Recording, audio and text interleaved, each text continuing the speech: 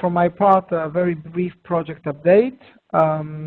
Just to say also that the webinar is being recorded and will be made available normally at the start of next week, along with the previous one from the iBRoad website, along with the presentations in PDF form.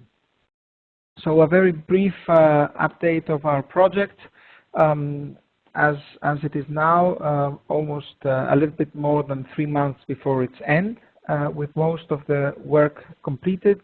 What is it that iBRoad has brought? If we were a startup company, we would have a pitch and we would say that we have provided a concept for the building renovation passport, a specific approach to this concept, which is now mentioned in the PBD, but when iBRoad began, it was not as yet mentioned. We provide a specific concept along with proposals for surrounding policy instruments, which are quite essential in order to have a good result.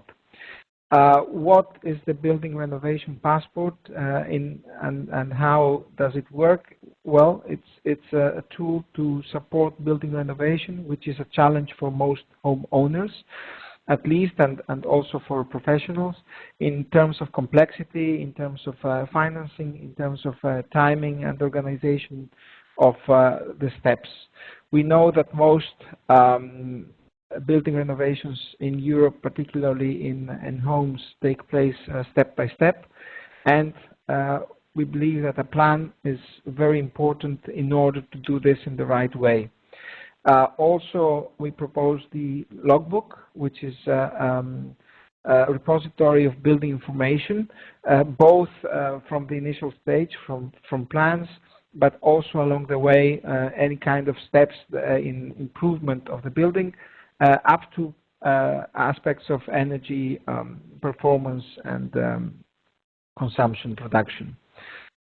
The combination of a renovation roadmap and the Logbook is our proposal for a concept for the building renovation passport, which, as I said, is now mentioned in the PBD, along with stage 3 deep renovation. The work of iBRoad started with a review of the EPC framework in 8 countries, and the framework for renovation and specific examples of renovation roadmaps and logbooks from several countries. This is presented in these reports. Then work with actual homeowners, a survey in the 3 countries that iBRoad would be implemented, the 3 pilot countries of Bulgaria, Poland, and Portugal, to test, first of all, these concepts. Then work on the data that the roadmap and the logbook in particular would have. Then the whole framework of calculations and supporting tools that are needed for such a set of tools like the roadmap and the logbook, including the software. Then work with the stakeholders to test these proposals with them to get their opinion. First at the level of the concept and more recently as the final tools. We've ended up with a modular tool, which means that it can be adjusted depending on the situation in the country where it's going to be implemented, because some countries already have a logbook or a roadmap. Country-specific adaptation of the elements for the countries where this would be implemented at the pilot level. Then the actual trainings, and we will hear much more about this in today's presentations. The handbook and all the material, the training material, is available at our website, as the reports that will be presented today in terms of the overall experience, and very soon also reports on the policies suggested how these tools can be implemented further. Please visit our website. Please subscribe to our news alert. There's more coming. Please do register for the next webinar. Download our reports. Our final conference will take place in 6 May in Brussels.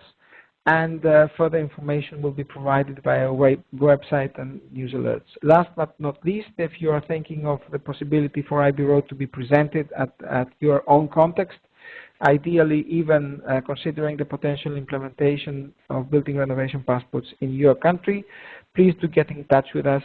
We will be very happy to discuss further. So without further ado, I will give the floor to Peter Melvig and Julia Lempik from IFOI for the following presentations.